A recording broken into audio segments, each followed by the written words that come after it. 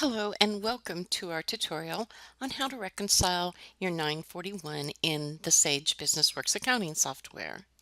Now this video is rather lengthy because we will be discussing in depth the reconciliation of your 941. So if you're interested in only a portion of this tutorial, I'm going to give you the timeline of where each of these sections start, and then if you wish, you can just skip to the part of the tutorial that you're interested in. We'll first start by discussing the line 1, number of employees, and how this number is calculated, and how you can use reports in your Sage BusinessWorks to reconcile the number that populates on your line 1. Then on or about 13 minutes into the video, we will start covering the lines 2 through 5D of the 941. Now this part of the tutorial is about 45 minutes in length and discusses where the numbers come from that populate the wages that appear on your lines 2 through 5D of the 941. We will also show you how you can use reports and exports to assist in the reconciliation. I will also go into detail on how to extract the check detail into Excel, and then some little tricks on how you can use Excel to get your subtotals by employee and then grand totals for the reports. Also, we'll do some troubleshooting tips and reports that you should run on a regular basis. About 57 minutes into the video, we will be covering how to use custom exports to troubleshoot any discrepancies in your calculated OASDI on your 941 versus what was actually withheld, or if you feel these numbers are incorrect. Now this will cover the calculated OASDI and Medicare. Then the last part of the tutorial is going to cover the 941 Schedule B and liabilities that are paid for the quarter. This portion starts at about the hour and 27 minutes, so if you wish to skip to this section at any time, just scroll to the 1 hour 27 minute mark on the video. Okay, let's get started. Let's look at an example in our sample company on how we can produce the Form 941 and how we can use the reports in Sage BusinessWorks to determine how these numbers were calculated. So I'm using my sample company, and this is my second quarter of the year 2016. Now to access the Form 941, we simply go to Payroll, Taxes, Print 941. I'm going to use my 2016 941 Schedule B. I want it to be for my second quarter of 2016. I'm going to say OK, and it's going to process my form. It's out there calculating the numbers that needs to put in the form. And then if we get a message about using our work in progress, if we have been working on our 941 and we've made some changes and we wanted to save those changes, we would say yes, so that we are accessing the most current edits that we have done to the form.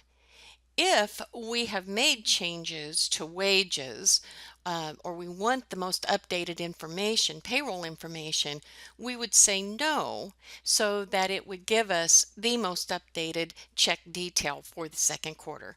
For me, I'm going to say no so I can get the most updated information. It then comes up, loads our report for us to screen. So what we have is it shows the number of employees. It shows for me I have 9, and then we have our wages of 54,645.75, our line 3, which is our income tax withheld, and then of course our Social Security wage information. So we're going to start by looking at the number of employees on line 1 and how we derive at this number. Okay. All right, so I'm in a sample company that has not paid any June wages as of yet.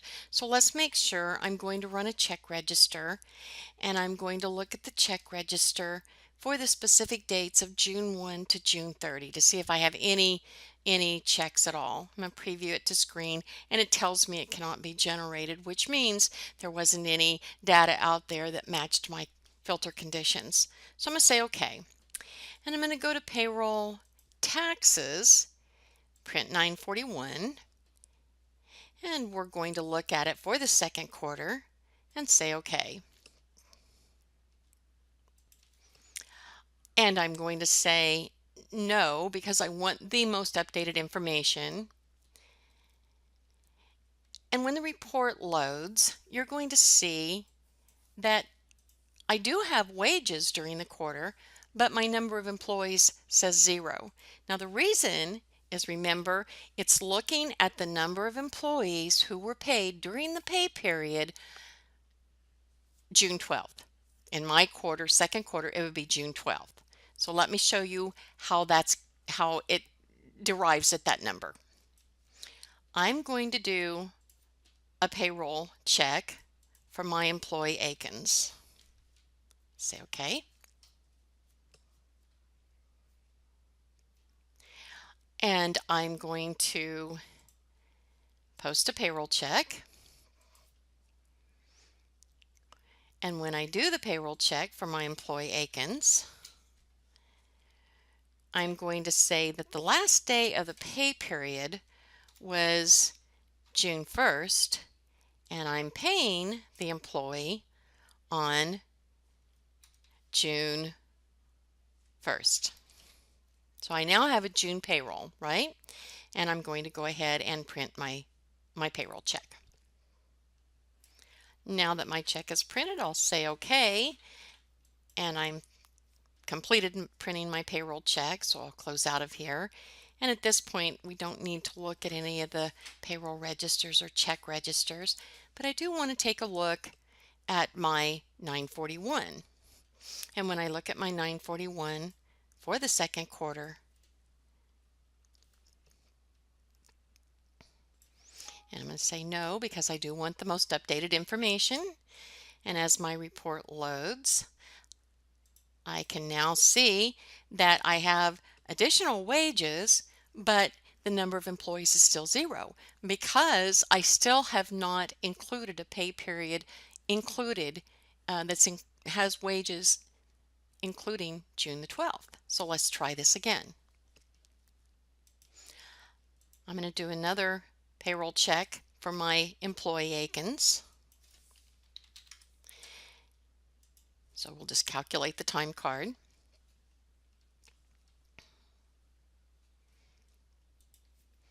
And now we'll print the check.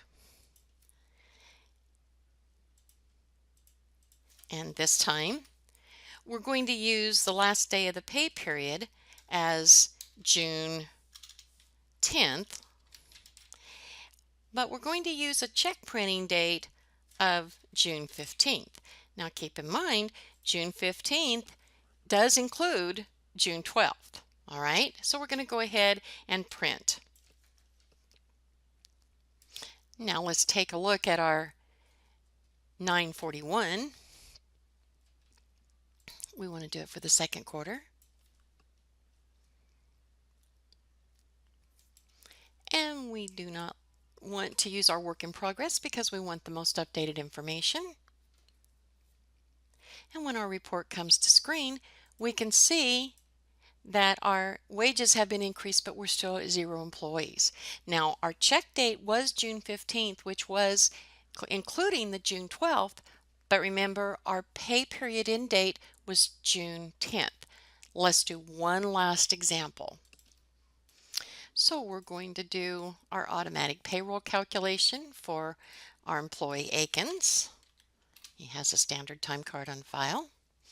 We'll calculate the time card.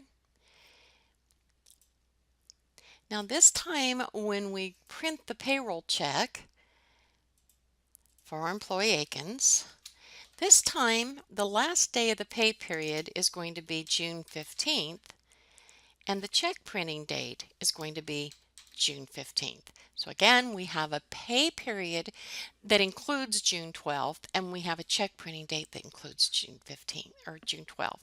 Let's go ahead and print the payroll check. Now that our checks have printed, I'll say OK. I don't need to look at my check register or payroll register, so we'll close out of that. But I do want to now look at my 941. So we'll bring it up, looking at the second quarter. And again, I do want to, or do not want to use my work in progress because I do want to have the most updated check detail. And as my report loads and comes to screen, we're now going to see that I now have one employee and my wages have increased. So again, this can be a little deceiving, the number of employees. It's a common call we get in support, and the reason is because you may have paid your employees on the 10th of the month, and they don't get paid again until the 10th of the next month.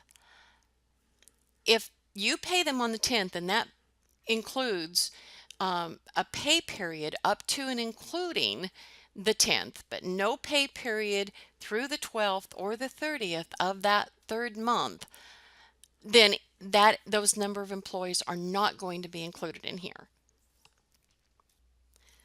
Now in this demonstration, it was easy for me to know that I only had one employee for the number of employees. For you, you may want to be able to look at a report to try to determine the number of employees. What you may want to do is do payroll, reports, check register. And I would use the check register summary, and I'm going to use it for my entire second quarter, and I'm going to add a filter. And the filter that I'm adding is going to be, if I click on this, where we have several different tables here. Anything that's in a bracket is the table, and I want to see the table PR paycheck.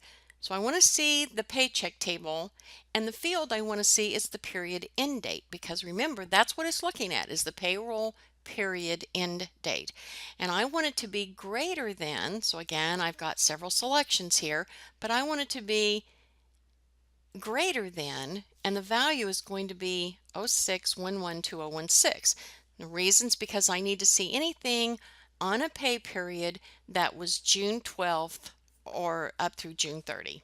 Okay, and those checks were paid within my current quarter. So I'm going to say okay, and I'm going to preview to screen. And what I can see is it only shows me the one check. So remember, I did 3 checks during the month of June. And of course, I had several checks during the entire quarter.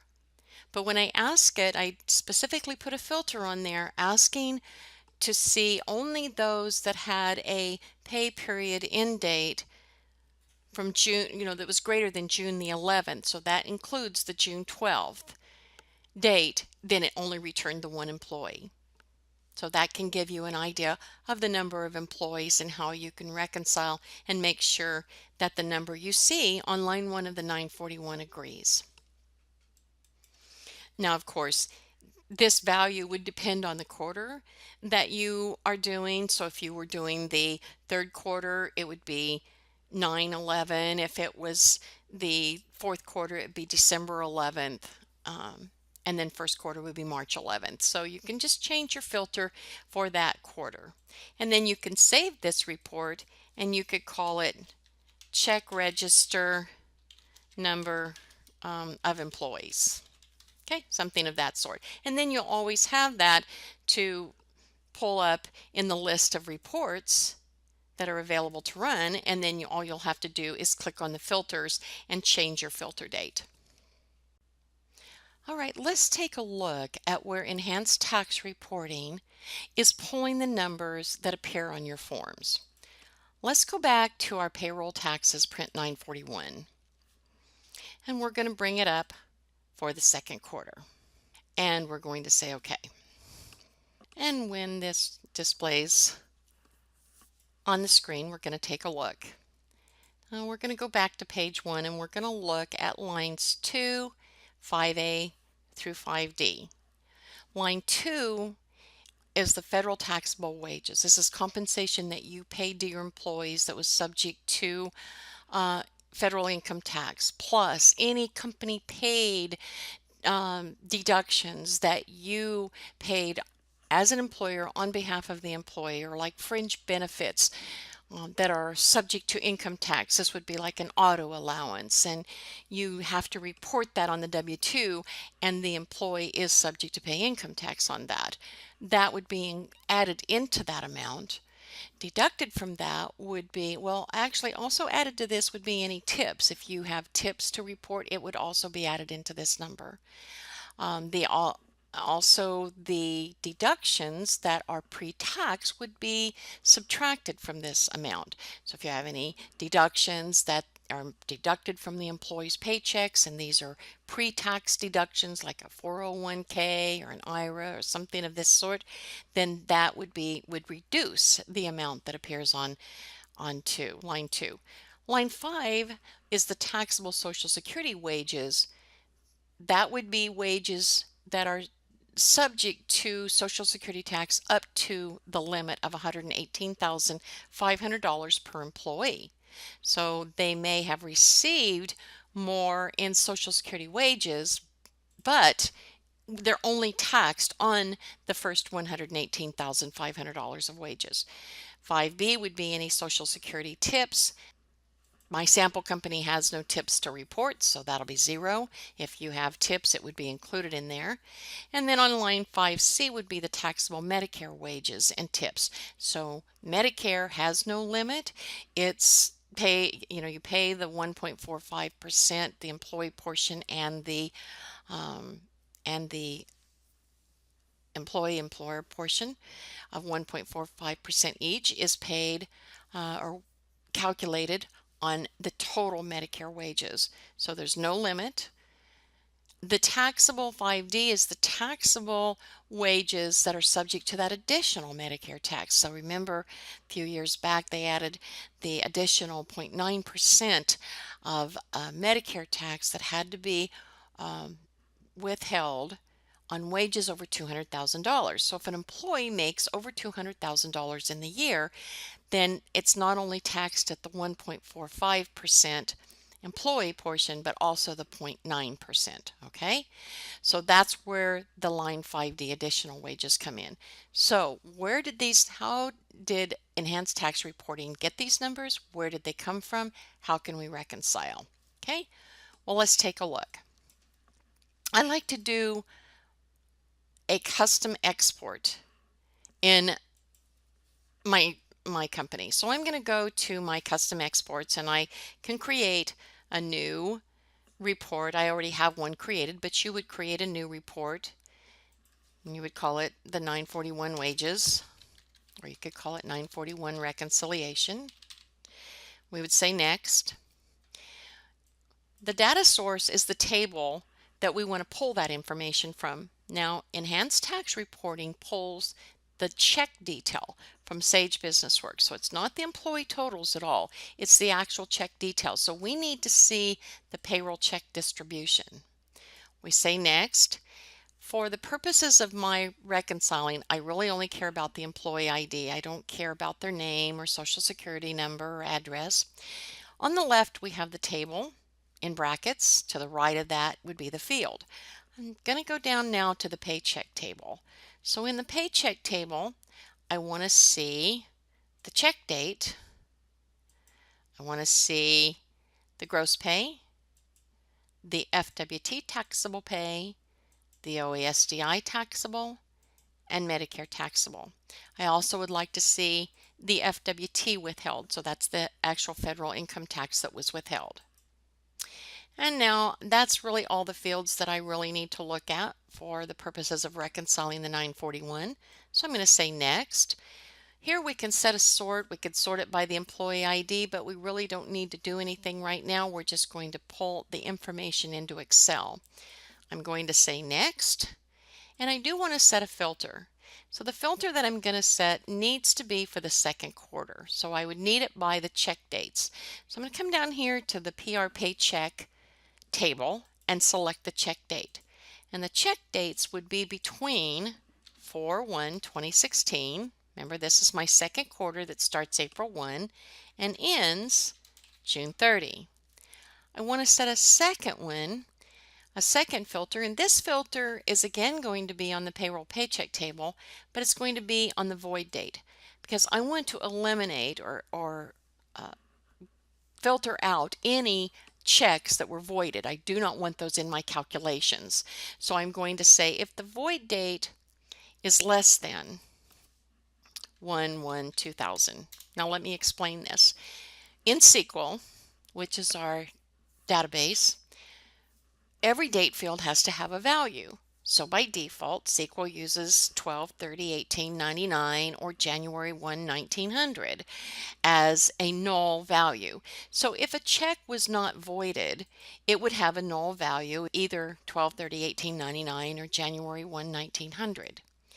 If it has a date beyond that, such as May 31, 2016, so if it was greater than January 1, 2000, that means most likely that check's been voided and I do not want to see it in my list for calculating. So I'm going to say done, and I'm ready to bring it out. So I'm going to say export. When the export screen comes up, I'm going to export it to Excel, and I'm going to select to view it on screen. Say OK. All right, so now I can see that all the payroll checks have been exported out into Excel, allowing me to now start calculating so that I can see if I reconcile. Now, when you bring your data into Excel, you may get the same kind of little message at the top that I get about the protected view and the file block settings. Rather than to try to mess around with that and enable the editing and play around with the Trust Center, I just come up here to the very top, see this little white square right above the number 1, and I just click on that, and that selects your entire worksheet. I then can right click anywhere and select a copy, and then just come up here to File, New, and I can just open up a new workbook and then just right click and paste that information in there. So now I have a clean workbook that I can use, and it will allow me to edit and do calculations. All right, so the first thing I want to do, I can see that I have each of the checks that have been pulled out for me, each of my employees during the quarter. I want to first take any field that has a number, and I want to format the number fields, my dollar and cents, to decimal, to have a decimal place. So I'm going to say, go back here again, I'm going to highlight starting with C, D, E, F, and G. I'm going to right click, select Format Cells, and I'm going to select Number, and I want 2 decimal places because I want it to be 123.10. Okay, so now it's formatted all of my numbers in the same format, allowing it to total up things a little bit better and view it a little bit easier. Now the next thing I like to do is I want to get some subtotals. I don't want to have to look at every one of these checks and try to add each one of them up or put a little subtotal in there. So what I'm going to do is I'm going to select the worksheet and all the fields that I want to include in my subtotal. So I'm going to start with my headers. I'm going to scroll all the way down to my last paycheck. Now this is sample. I don't have as many as you might have. So you're going to have to select all of them in there. And once they're highlighted, we're going to come to this tab that says Data. And then once we've selected that, we're going to come all the way over here to the right and click on Subtotal. Now when we do that, it's going to allow us to select what we would like to subtotal and how and at what point do we change. So for us, after each ID, after each employee ID, I want to sum it. So that's what this is saying. After each employee ID, please sum. I don't care about the check date or ID, but I want you to sum up their gross pay, their FWT taxable pay, their OASDI taxable pay, their Medicare taxable pay, and FWT withheld. And then you can just accept these defaults. Say OK. And now what it's done is it's given me, I'm going to scroll up here at the top, it's now given me in bold subtotals for each one of my employees, and at the very bottom I have a grand total. Okay, so that just makes it a little bit easier for me, but I want it even easier. So over here at the left, I don't need to see all this detail for right now. I just want to focus on each employee's totals for the quarter, and that's it. So over here in the left navigation, we have a number 1, 2, and 3. And if we just double click on that, it collapses all the detail for each one of these employees, where all I'm seeing now are the subtotals and the grand total. So now what I'm going to do is one more thing. I'm going to highlight my grand total, and I like to go to the Home tab and highlight that. The only reason I like to do that is it just kind of stands out a little bit easier for me when I go to reconcile, because I know these are the totals that should be on my 941 form. So let's compare our Excel spreadsheet with our 941. Let me pull up my Excel spreadsheet here. And I'll just try to make it a little bit smaller so it'll all fit in here. Let me just bring it down a little bit. Okay. Try to get everybody in here, so I'm going to squish it up a little bit more. Okay, so what I've got are all my employees' totals. The gross pay, FWT taxable pay, OASDI taxable pay.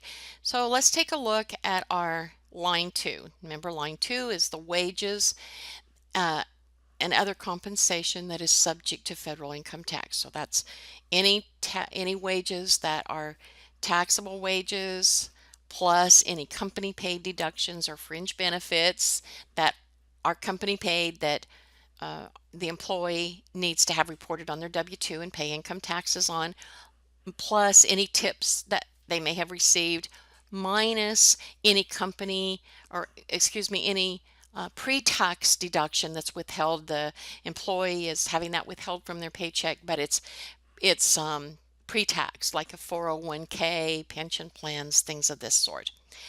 So we look at the totals, and the total tells us that FWT taxable pay is $294,645.75, which is exactly what shows in my line 2. That is pulling from the check detail. We're going to go on over to the OASDI taxable pay, and of course we can see it's pretty high. It's only reporting $173,320.45, but my FWT, or my OASDI taxable pay, is showing $294. So remember, OASDI taxable pay has a limit of $118,500. So what I like to do, and this is easy for me to do because I'm in sample, I only have one employee right now that has exceeded the $118,500. You're going to have to do this on each one of your employees, and it would be year to date, not just for the quarter, but any employee who has exceeded, the 100 or gets to the $118,500 limit, then you have to calculate that. For me, this employee was paid $240,000 during this quarter.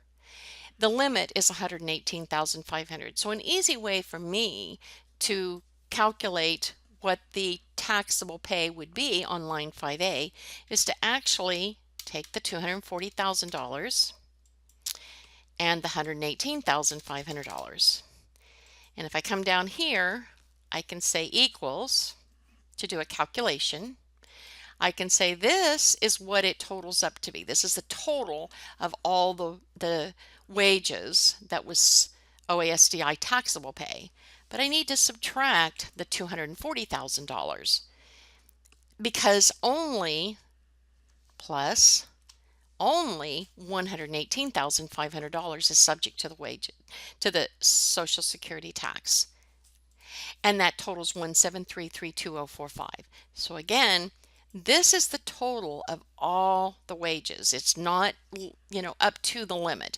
This is the total paid. So this employee has received $240,000. That was all OASDI, subject to OASDI taxable pay. However, there's a limit of $118,500. So it just goes up to the $118,500. That's all that has to be reported. That's all that's withheld.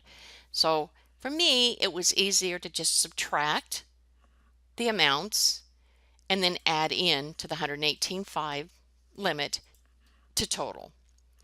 You may have an easier way of doing it for your business, but you do need to take into consideration it is year to date. You're going to get the total of OASDI wages. You're going to have to calculate out any employees who have hit the limit. The next field is our Medicare taxable pay. Our Medicare taxable pay shows a total of 294,84545, which is absolutely correct. That's exactly what it shows for 5C.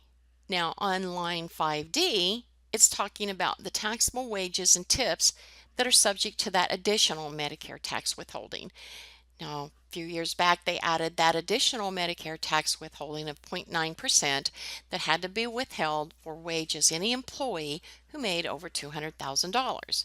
So if you make over $200,000, you then not only have to pay the 1.45%, but an additional 0.9% of the amount over $200,000. So again, we have an employee here that went over $200,000.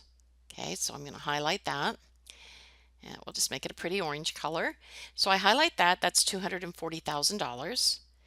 So the additional over the $200,000 is pretty easy for us to see that it's $40,000. Okay, so just to show you that BusinessWorks is calculating all of this correctly, we're going to pull up the paycheck for this employee called MedLimit. Okay, so let me pull up my BusinessWorks, and we're going to look at the payroll register. So we're going to go to Payroll, Reports, Payroll Register, and I'm going to look at my employee MedLimit. That's all I care about at this point for the current pay period. Now, this is easy again because it's sample company. You may have more than one employee that has gone over the $200,000. That may expand over 1, 2, 3 quarters. So it could be that the first quarter they hadn't hit the 200,000, second quarter they have not hit the 200,000, but they hit it at the third quarter. That's when you'll see the additional added in. So that's going to be up to you to keep track of your employees at the point that they hit the $200,000. However, Sage BusinessWorks does calculate that additional Medicare correctly. Let's look at this. So we have $240,000. I'm going to bring up my calculator over here.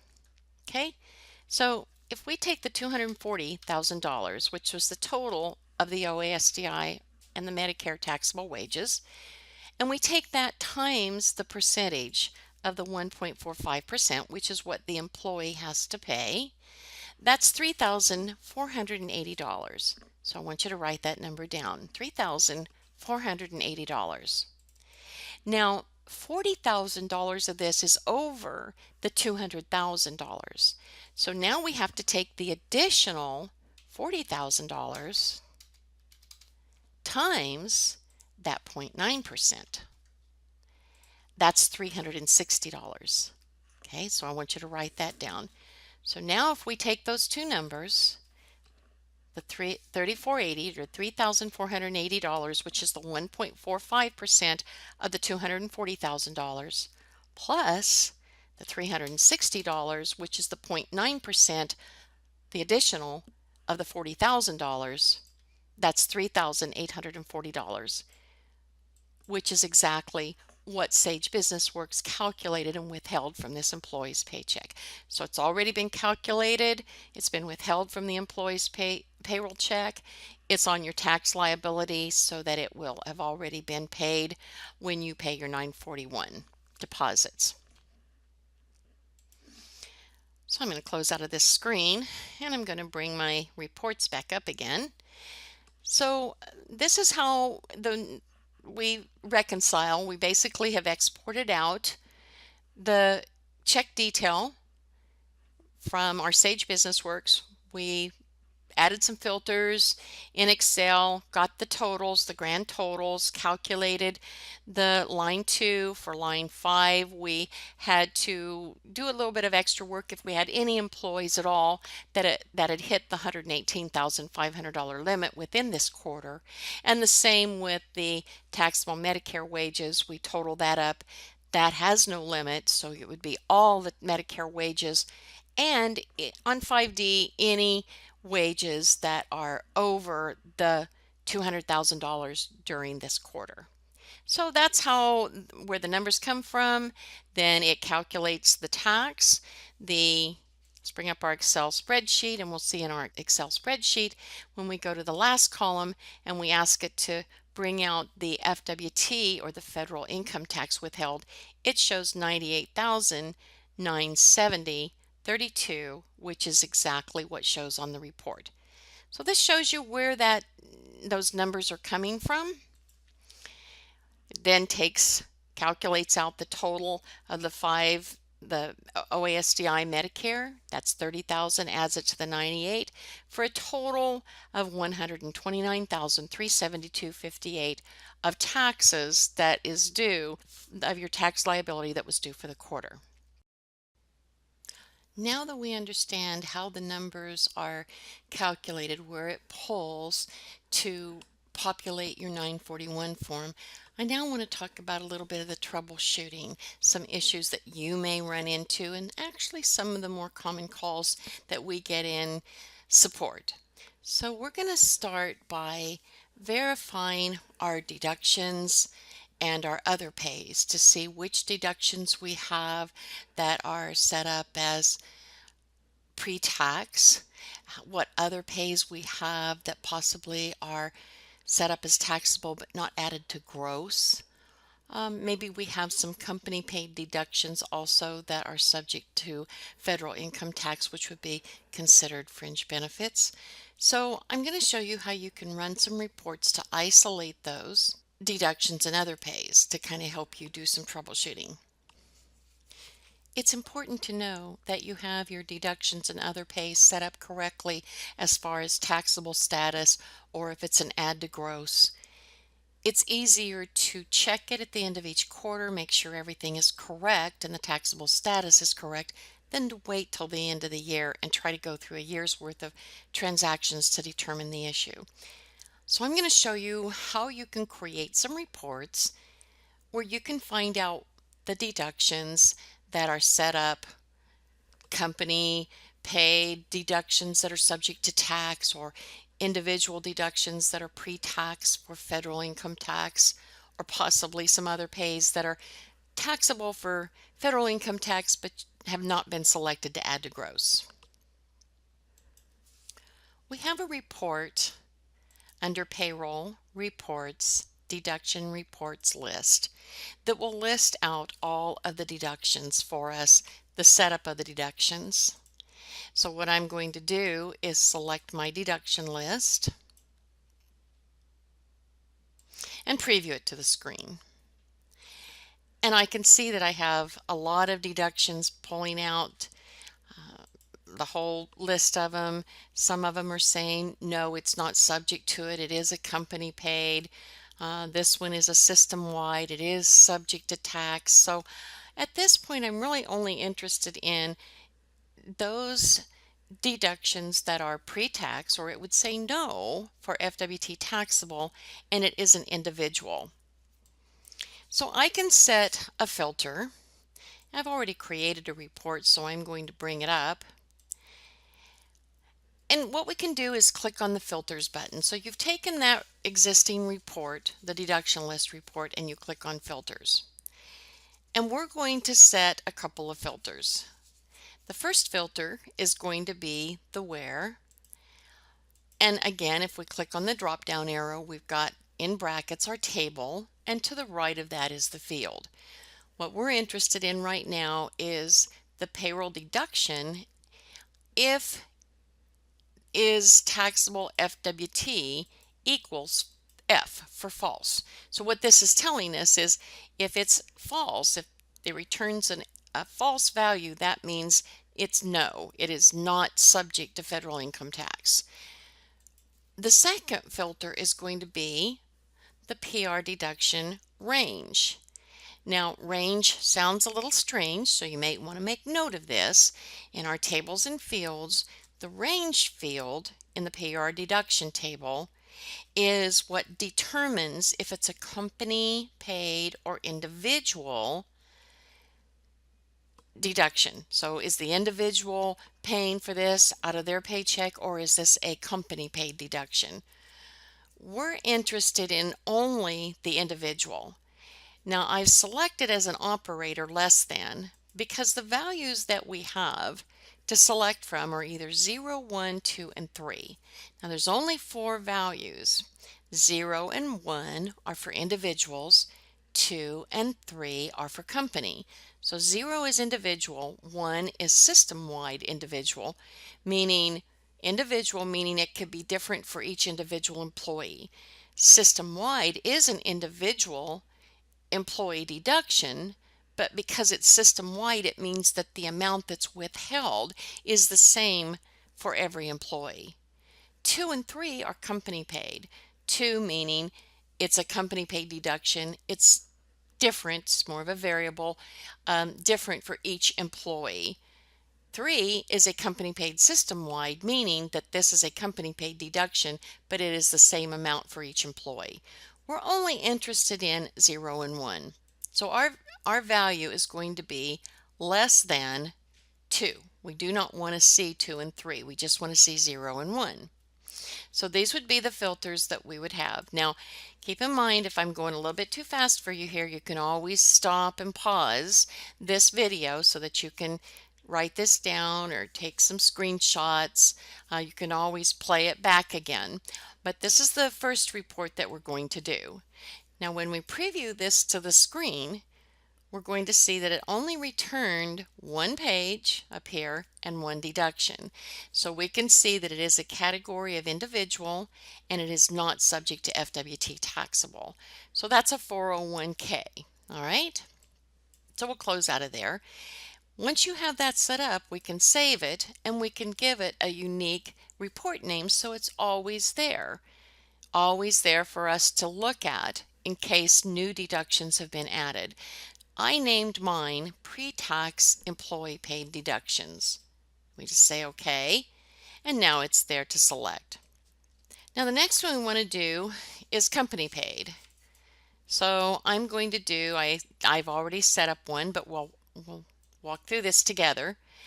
So I'm creating a new one, so I could actually create it off of this one or this list, either one.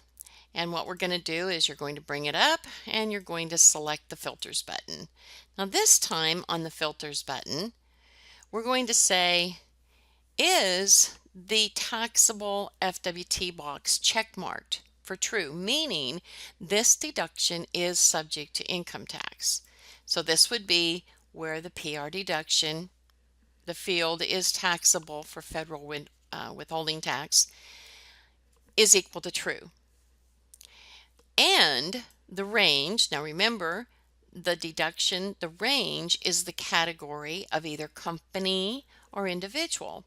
This one we want it to be either 1 or 2. I mean 2 or 3, excuse me. We want it to be either 2 or 3.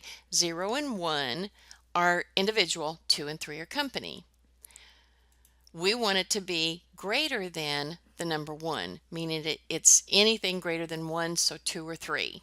All right, so that's telling us we have anything that may be a company paid deduction that it is subject to federal income tax.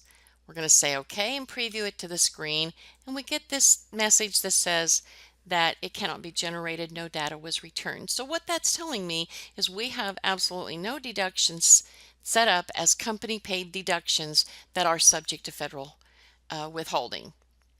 But again, you want to save this report because in the future you may have one. It's just a good way to pull out without having to go through the whole list. I named mine, you save it. I named mine company paid deductions FWT taxable. The last one we're going to set up is going to be the other pay. So we're going to go to Payroll, Reports, Other Pay Reports list.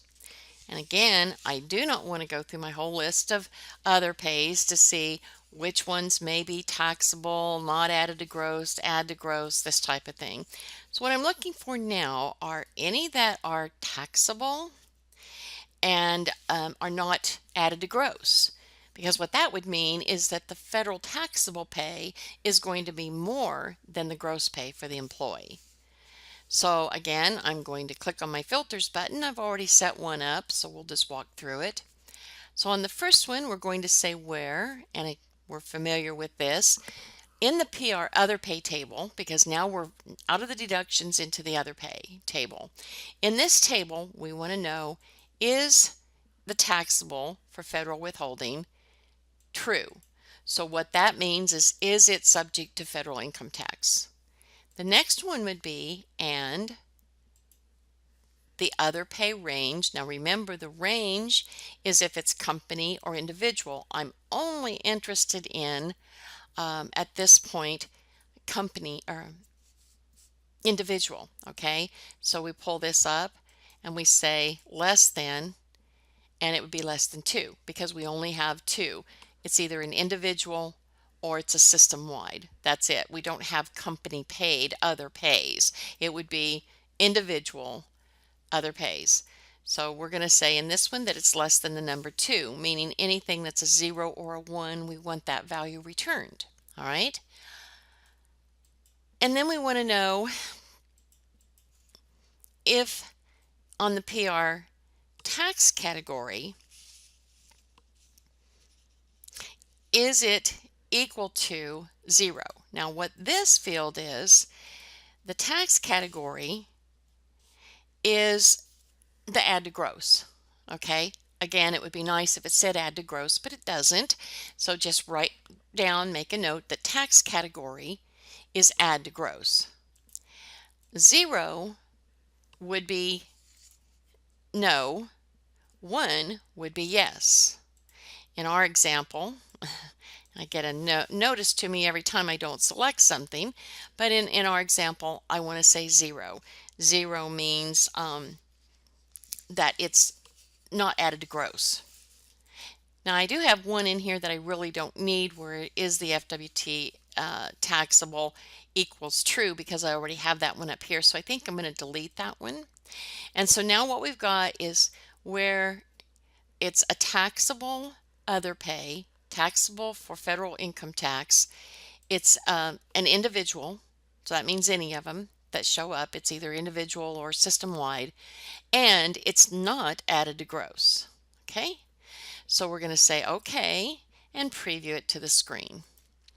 When we preview it to the screen, we see that we have uniforms, and that's it. There's no other pages. So we only have one other pay that's actually says yes, it is subject to federal income tax. It is a system-wide, but add to gross shows no.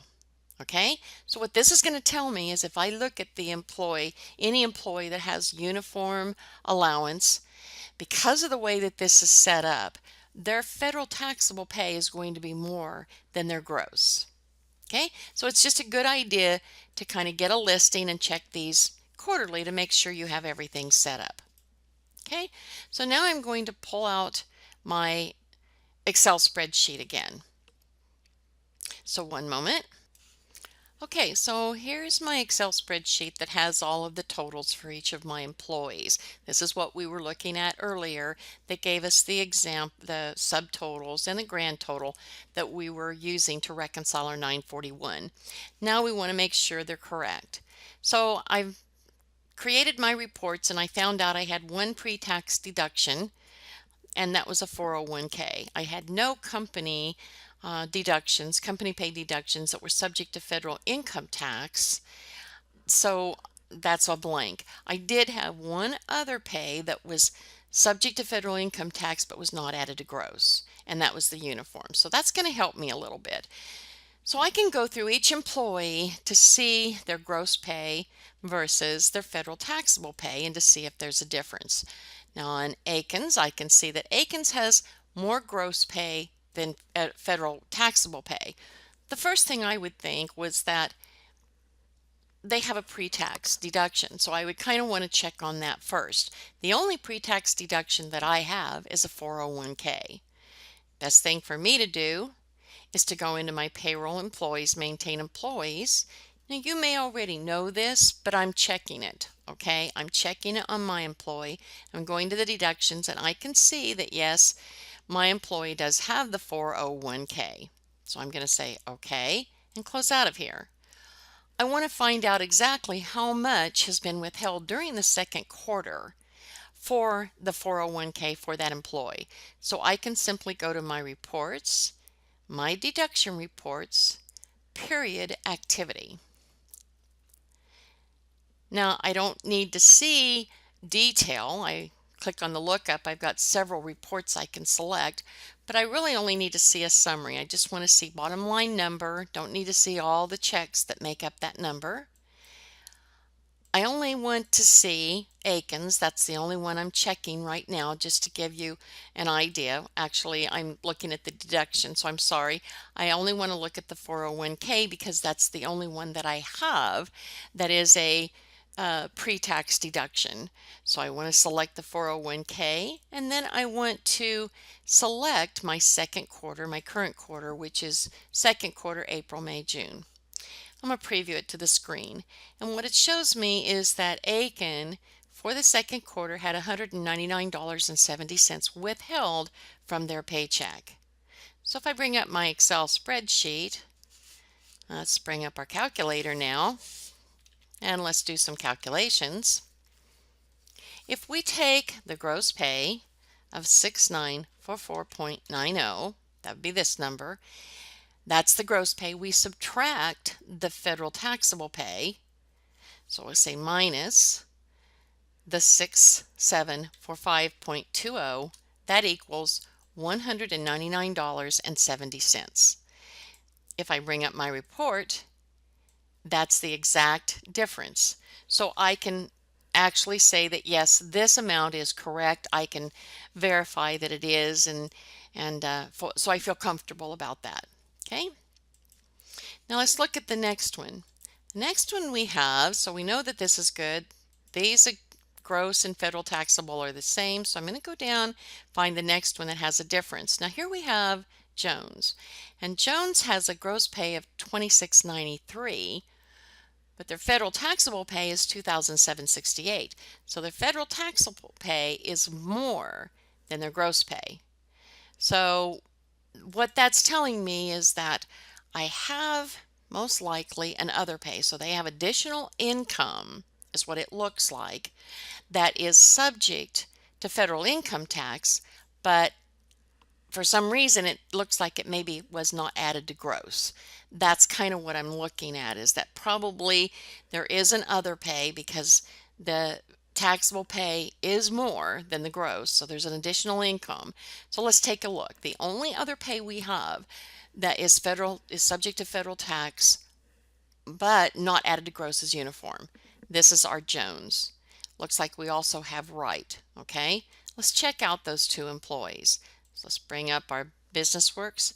Let's go to payroll, employees, maintain employees. We have Jones. Let's bring up Jones. Let's go to the other pay, and yes, Jones has a uniform. Now remember, the amount that you see in here is year to date, not the quarter. We're only interested in the quarter.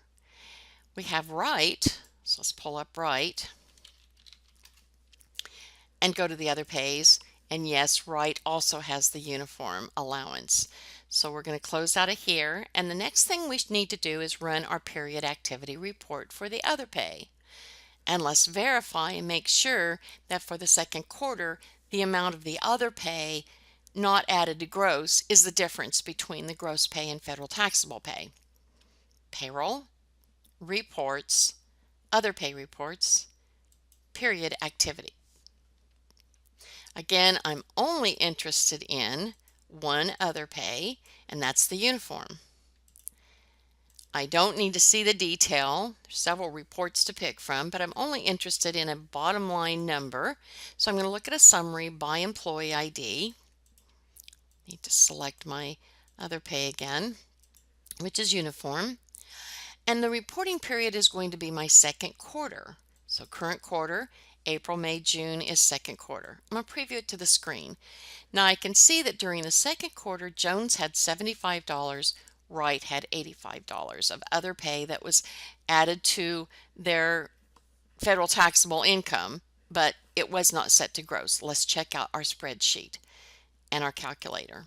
Okay, so if we take Jones, Jones had $2,768 of federal taxable pay, $2,693 of gross pay. So we're going to subtract the $2,693. That's the $75. Let's look at our report.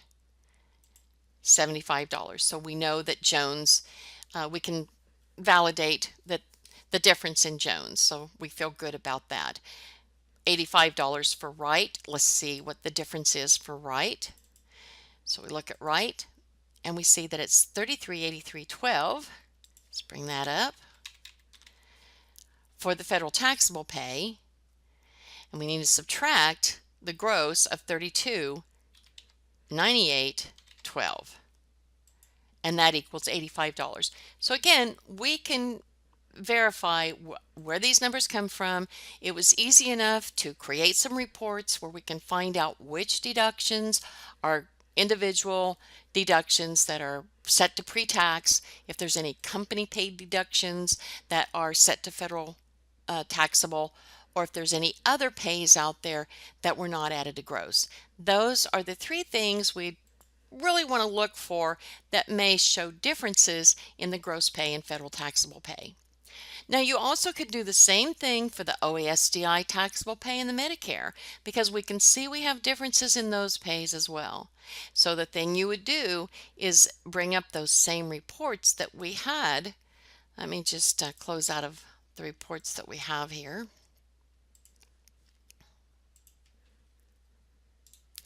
Let me close out of that and let's bring up our reports again. So if I wanted to do my reports and do a deduction report, okay, go to my list, I could do the same thing. I could use the company paid deduction FWT taxable. I could change my filter. We want the range to be the same. The only thing we're going to change is it taxable for OASDI?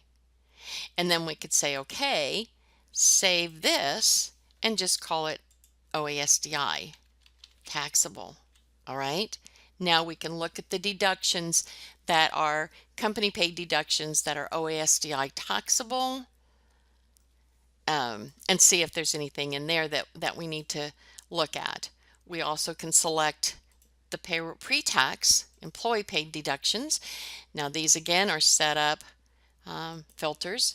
We can change our filter. So on this one, we would set our filter to the taxable OASDI, say OK. We could save it and call it pre-tax OASDI. All right, so now we have the same report, pre-tax.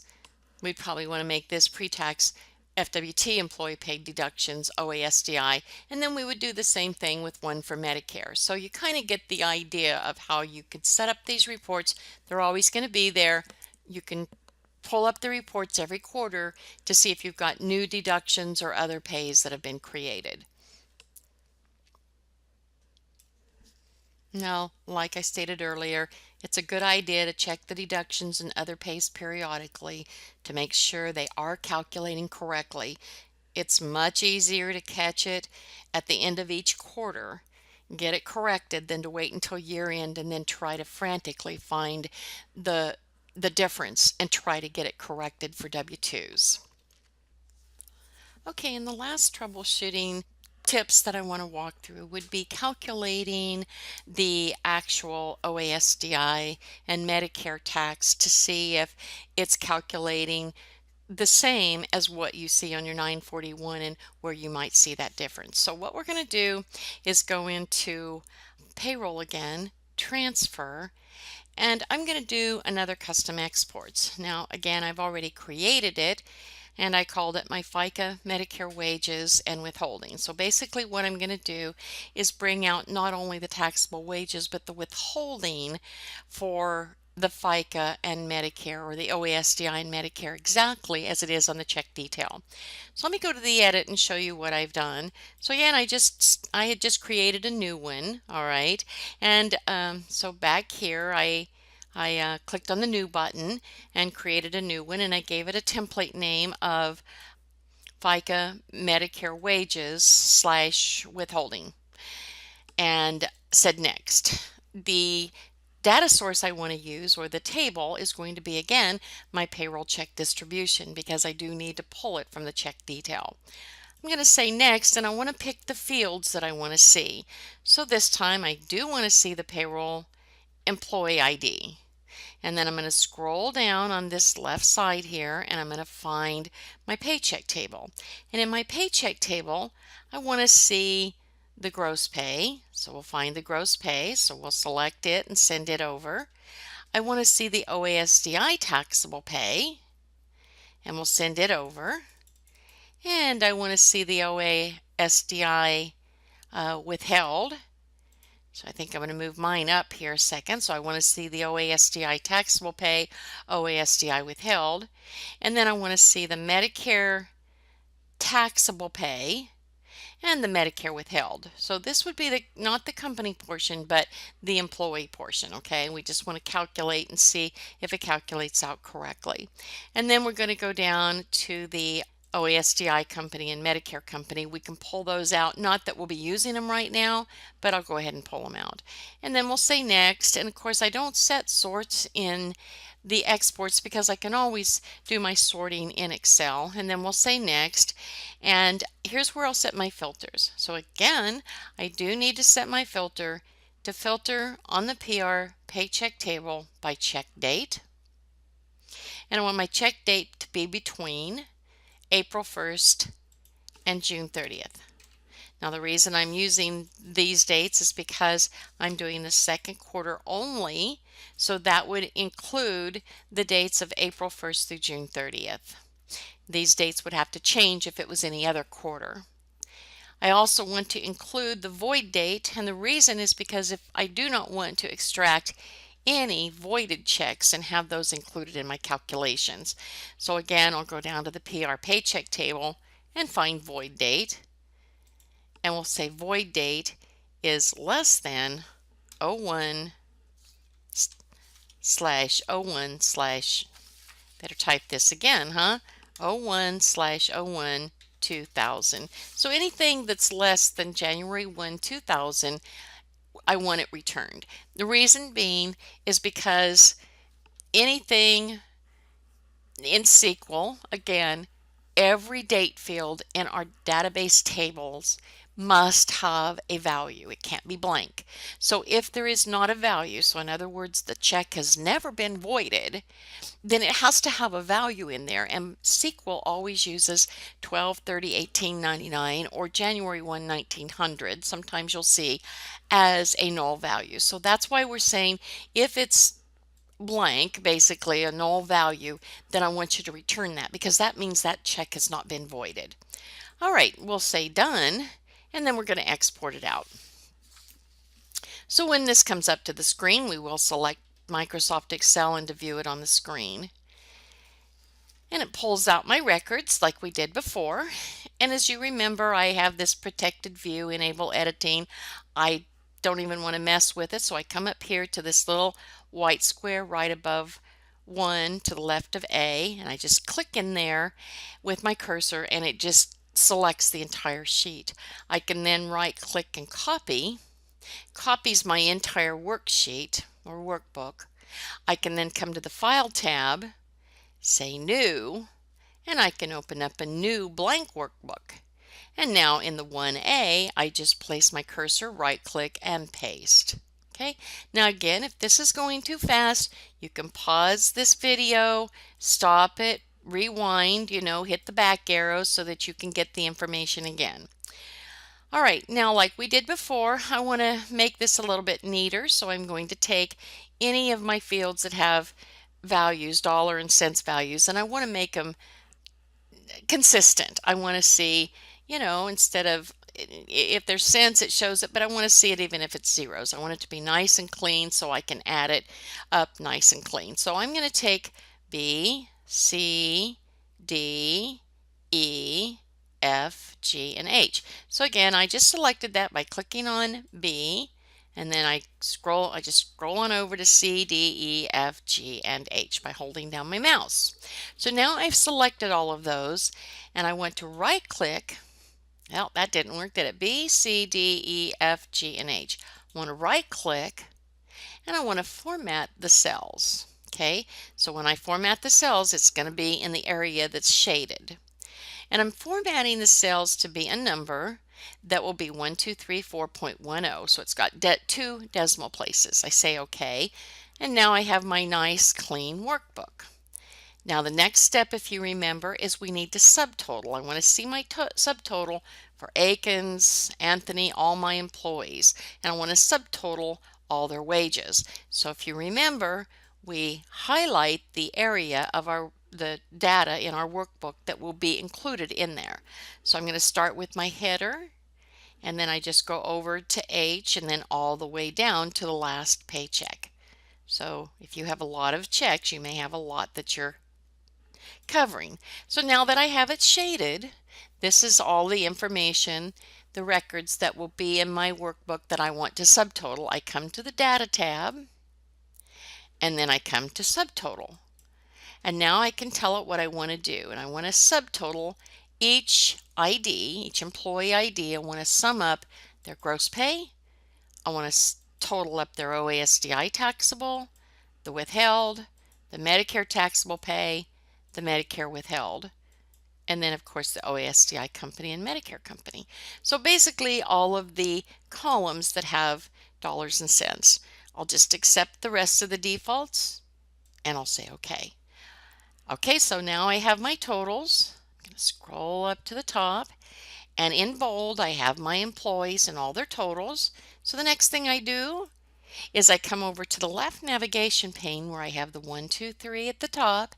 I just double click in there to collapse so I don't see the detail. I'm only seeing the subtotals. That's all I wish to see right now. So now I have the OASDI taxable, the withheld, the Medicare taxable, and the withheld, and the company OASDI and Medicare. So what I'm going to do is I'm going to insert a column here. So I'm going to just select D because I want to insert. So I right click and I say insert. Gives me a new column there. And I'm going to call this OASDI calculated 6.2%. All right. And I think I'm going to come up here to the home, and I think I'm going to look at this and, have it in red so it kind of stands out. So I'm going to highlight the text, and I want my text to be in red. It kind of stands out that this is a field that I've put in here, this column, and I've put in here, and I want to make it stand out. Okay, so I'm going to calculate each employee's OASDI taxable pay times 6.2%. Now again, this is going to be easier for me because I'm in sample company. Most of my employees in the second quarter have not reached the limit of 118,500. You may have employees that have, so you need to keep that in, take that into consideration. That's why it's always a good idea to do this for each quarter, because then you've got your cumulative totals by quarter. You can go back to your spreadsheets and see where you were at. For me, it's going to be a little easier, so I can just put a calculation in here, and I'm just going to say, put an equal sign because I want to do a calculation. I'm going to say if I take this, and I'm going to put the times 0.062. Remember, that's the percentage. Hit the enter key. It's telling me that would total 429.03. I'm going to copy that all the way down for each employee. All right? And then it should be the same if I copy this one down. All right? Now, this totals. Okay, so this is the total for each one of the employees if I calculated it times 6.2%. Now, I want to make sure it totals up correctly, so I am going to copy this down. And I am a little bit more. This is what was actually withheld. That totals $10,745. This calculates out it would be $18,000. But now remember, I have an employee here who had maxed out at the $240,000. So I need to take the $14,800, and again, I can do it like this. It's $14,880. Now remember, I can do it like this because I only have the one employee. So I'm just trying to show you basically what you're going to have to do. You may have to do your calculations a little differently, but just keep in mind when you have an employee who has reached the limit for 2016, the year 2016, that limit is $118,500. So I'm going to take that $14,880, and the limit, or the 6.2% of $118,500, is $7,347. Now to verify that, we'll just bring up our calculator and make sure, all right? Don't want to assume anything. So we're going to take the $118,500, we're going to take that times the 0.062, and it's $7,347. So we're going to put 7347.00. All right, so now let's calculate. Okay, we're going to do a calculation, so we put an equal sign there. So if we take what all of this totals up to, if we took each one of the taxable pays times the 6.2%, it totals $18,000. However, we need to subtract the $14,880 because this individual hit the limit of $7,347. So now we'll add that in. Now when we do that, it says it would calculate out to be $10,745.87. We're going to highlight that. We come over here and we can see what we exported out, or the check detail that we extracted, is $10,745.87. So that totals up to the penny. We're in good shape. Now we want to do the same thing on the Medicare. Okay, so I'm going to do the same thing. I'm going to right click here on G, and I'm going to insert a column here, and we're going to call it Medicare 0.0145%, or 1.5%. Okay, and that's what comes out of the employee. So again, I'm going to just take the text, and I like to make it red. The only reason it makes it stand out for me that this is the column that I have put in here to calculate, to make sure if I calculate it, that it calculates out to what was actually withheld. So now I take the Medicare wages, I do my calculation again. I say, you know what? I put an equal sign to calculate. And I want to take the Medicare taxable pay, put a times 0.0145. That totals $100.70. If I just click on that, grab hold of that little handle right over here at the far right and drag it down, hold down on my mouse and drag it down, it's calculating each one of them for me. So now I need to drag this down just one more time here, and it totals $4,275.26. Okay. Over here, it's $4,635.25. Now again, remember, we look at the difference here. You want to just kind of eyeball it and look at the difference, and we can see that the difference is in this employee right here. Now why is that? Because this employee made more than $200,000. They have that additional $40,000 that we have to do the 0.9%. So if you remember from previously, we took the 40,000 times the 0.09, and it was 360. So we have to take and add $360 to this. So now if we add these together, I can sum this up right here and just say, no, I just want to sum this and this. Okay, sum it up, 463526. So I'm going to use a little bit different color on this one, maybe an orange. And here's what was actually withheld. Now there's just a penny difference, but that's okay because we're taking the actual wages, not per paycheck. All right. So here's the actual paycheck with a penny difference, but that's okay. We're within a penny and the government's okay with that. So we know that we agree there, and that's good. So it's just a good way again to verify that the Medicare taxable pay, you've already verified with your deductions, your company paid deductions that were taxable, the other pays, that all of that, you verified those were set up correctly, and these wages right here, the taxable pay, OASDI and Medicare are correct, that those deductions and other pays were set up correctly. Based on that, the calculation that you did does match what was actually withheld. So that's good, okay? Now, where we might run into trouble sometimes, what we see here in support is when bonus checks are done. And I'm going to do an example. So I'm going to go ahead and close out of this spreadsheet. And I don't need to save it right now. And we'll minimize, we'll just close out of that, close out of our custom exports. Now I'm going to give my employee Akins a $1,000 bonus. So I'm going to go to payroll processing time card entry, and you can see I've already set up the other pay bonus for $1,000. So I'm going to save it. And now I'm going to go out and do an automatic payroll calculation and calculate that time card for my employee Akins. Preview the payroll register. Now when it comes up to screen, I can see that, oh gosh, I forgot to take out, they didn't want all these deductions taken out and the insurance and everything. They just wanted to have their bonus, no taxes. So I'm going to go in and do an actual manual payroll calculation to get that corrected.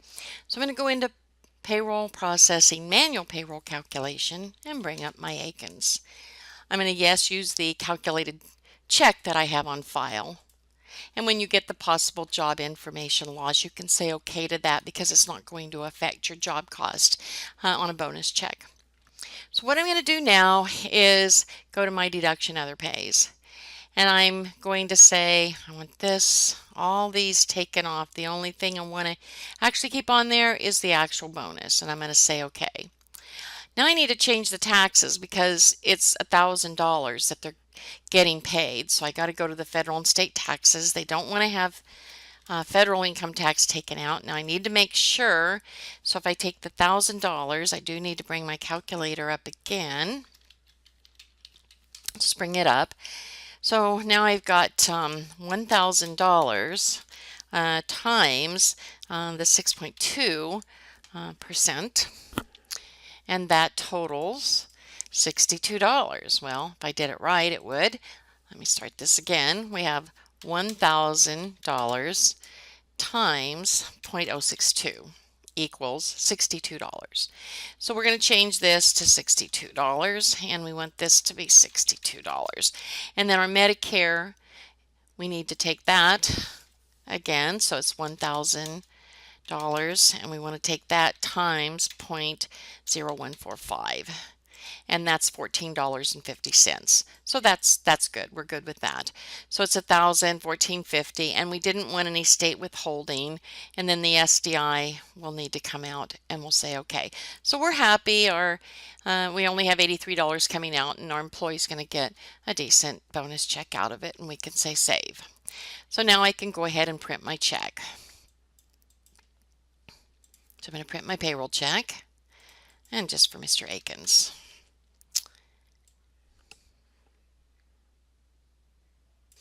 And I guess I should change my check date, and we'll change our date here. All right, and now we're ready to print. Now that my check is printed, I'll just say okay. And I'm not going to worry about looking at my check register at this point. So we'll just close out of these screens. But now what I want to do is I want to go back in to my payroll transfer custom exports. And I'm going to use my FICA Medicare wages and withholding template. And I'm going to export out the information again. Get the most current information, bring it into Excel. So it comes into Excel. Remember, I just come up here to up above 1 to the left of A. Click on that, right click, copy, and then I just go to File, New, Workbook. Now if you have, if you want to go in and play with your settings, that's perfectly fine with me. I just, rather than to mess around with it, I just go ahead and bring it into a new workbook, and then it's just real fast to do it. So whatever works easiest for you in Excel. So now I have my employees and their pay. So the next step I take is I want to format my cell, each one of the cells that have a number value in there, a dollar amount, and I want to format them with dollars and cents. So I'm going to click on B, scroll on over to H, right click, and come on, and we'll select Format Cells. And then we want to do it as a number with 2 decimal places, so it's got 1234.10. Say OK, and I have a nice clean worksheet now. The last step I take is, remember, I do my subtotals. I start by highlighting the header, go all the way down and highlight every single record that I want included in my subtotals. That takes me right to here. I select Data, the Data tab, come all the way over to the right and select Subtotal. I want to subtotal after each ID. I want to sum up the gross pay, their OASDI taxable, the withheld, Medicare withheld, the company and Medicare company, and then accept the defaults and say OK. And now if I scroll up, I can see that I do have my subtotals for each employee, and at the bottom it's given me my grand total. I don't need to see the detail. I want to suppress the detail, so I can just come up to the left navigation pane up to the top where it says 1, 2, 3, double click, and now it's collapsed and all I'm seeing are the totals. All right, we're going to go select another insert a column here again so we can calculate our OASDI 6.2. All right, and then I can just make this in red. I go to the Home tab. I want red because it just makes it easier for me. You don't need to do that. It just makes it easier for me. And I'm going to say if I take the OASDI taxable pay times 0.062, this is what it totals out to be. So now I'm going to copy this all the way down. All right. Now again, I need to make the adjustment for my employee who has reached the maximum. So I'm going to do my easy calculation by subtracting out what it calculated and adding in the maximum or the limit. So I'll take my calculation, I'm going to put my equal sign, I'm going to say if I take what I added up here and subtract out that $14,880 and add in only the amount that's subject to withholding, it's $10,806.32. Now I am off here. All right, now keep in mind this was just one little bonus check that I did, but I am off. Now again, I'm going to highlight these, all right, so I can take a difference. So what's the difference? I'm going to kind of eyeball my employees and see. Well, I can see that they're all kind of agreeing here, except this first check for Aiken. So what happened here? All right, so let me expand this and let's take a look at each one of the checks. So let's just go here and say let's take and calculate it out like this. Let's take this each paycheck's OASDI taxable pay, and we're going to take that times 0.062. And we're going to copy this down all the way. Okay. Now when we do, we can take a look and we can see this one's off by a penny, but the rest of them look like they're pretty much agreeing except this first check. Now this first check, what's the difference here? Well, the difference happens to be that bonus check that I just wrote. Now here's what happens. When we write the bonus check, when we did that bonus check, when we originally calculated that time card, the 401k deduction was on there. And so it deducted out, it withheld that pre-tax deduction and said, well, based on the way you've got the deduction set up, the OASDI taxable pay is only $975. I did a manual override. So when I went in to do a manual override and said, no, I don't want any of those amounts deducted. I want to zero out the federal income tax and state income tax, and I'm going to recalculate what the Social Security and Medicare should be based on the $1,000. I forgot to manually change what the taxable pay should be. So there's where the difference is at. Now, why is it a good idea to check this periodically, even if it's just monthly to check this, or when you check it while you do bonus checks or this type of thing? Is because for me, I can easily correct this because I just wrote the bonus check. So I can void this check and make it correct. If this check was written 3 months ago, I'm not going to be able to void it. If you've already closed out the year, you're not going to be able to void that out. So this is something you'll just have to make note of. And when you do your W-2s and your 941s, you're going to have to edit those fields, override it. Remember how you override in the blue fields and put the correct amounts in there. All right. So this is where we have customers that call us because they're not understanding the difference. This is a small amount because we are only looking at $25 here. So what would I do on this one? I could go in and void that check and then re-enter it. So I'm going to say don't save. So just to show you what I could do is go in to void payroll checks, and I'm just going to void the one that was the $1,000 bonus check. So I'm going to find it here. It was the 9/16/68, check number 2090. So we'll say OK. And then it was the gross pay of $1,000. There's the net pay. And I'm going to use the same void date. For purposes of making my life easy, I'm going to restore the time card and void. Okay. Now I'm going to go back in, do my automatic payroll calculation again. Say OK. Preview it to the screen. And now it looks a little bit better because remember I've inactivated all of the deductions and other pays when I did the manual payroll calculation earlier. So now it's telling me that it is the $62, or it is taking the 6.2% times the $1,000, and it's not got any of the pre-tax deductions in here. So now I can go back in to my processing manual payroll calculation, and if my employee say yes to use the calculated check information, and if my employee says they do not want the income tax taken out, I can say okay. But this is the amount right here that I forgot to change. I forgot to change the taxable pay to $1,000.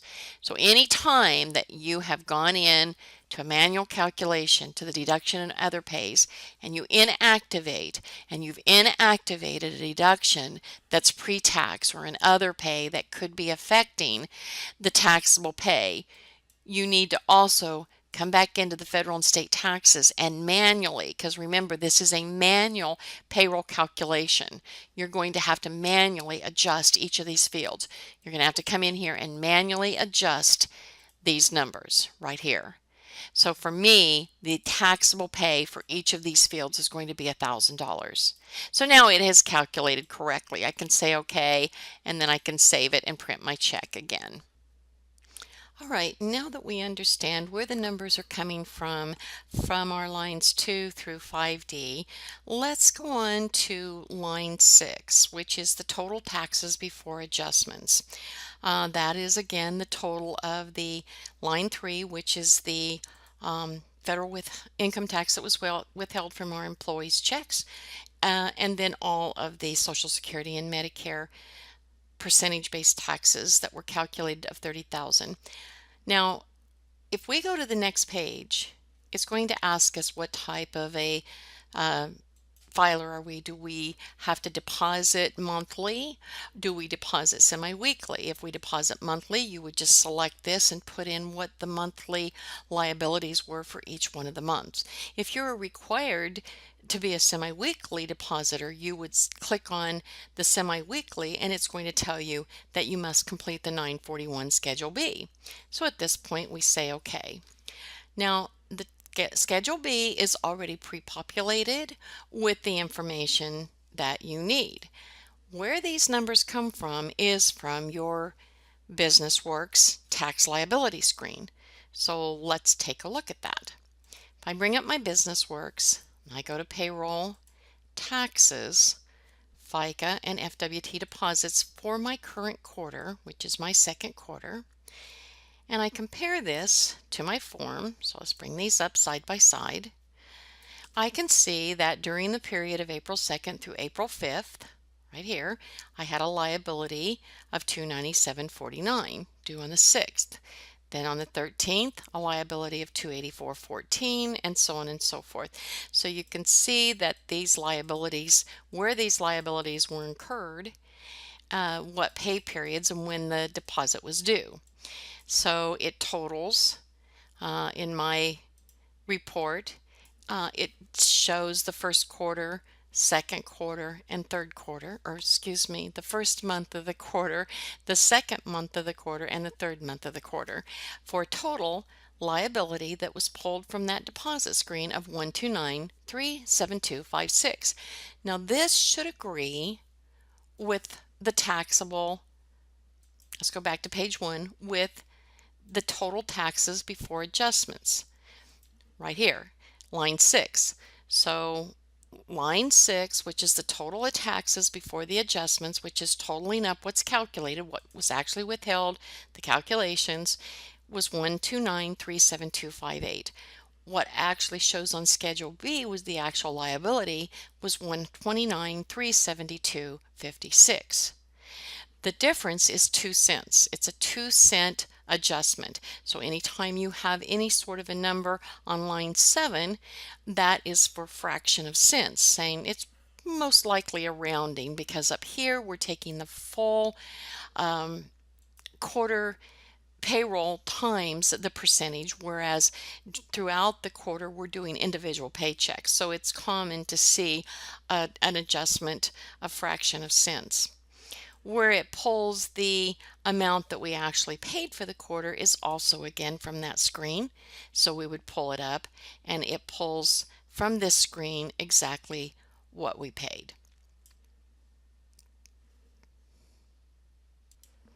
And if we go on down to line 11, it then pulls the total deposits for the quarter that we paid through BusinessWorks. And again, this is what we posted in BusinessWorks, and we would find that on that same screen, which is the FICA and FWT deposits, and it would be each one of these payments that totals up to the 129,372.56, which was what my liability totaled up to be. So again, that's where the numbers come from. I simply have shown you a way that you can extract the check detail using custom exports.